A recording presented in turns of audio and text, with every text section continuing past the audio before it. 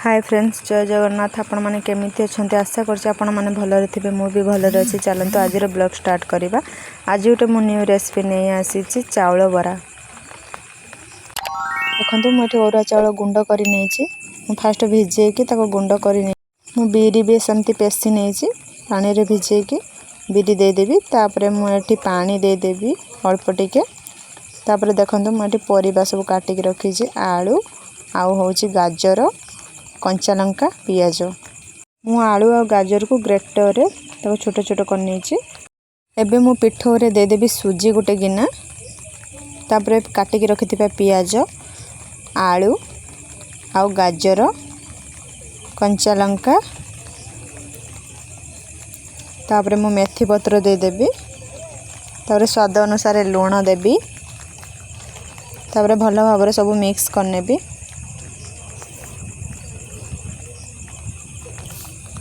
देखो भल भाव मु मिक्स करने मु गैस ऑन करी कड़े बसई नहीं। तापर मु तेल भी दे सारी। देखो ताको 5 मिनट छाड़ा गरम होगापी। देखो गरम हो सारा। मुझे पकेबी गोला करी छोट छोट गोला करी पकेबी। एमती सब पके नेबी। तापर देखो मैं एपट सपट करनेबी।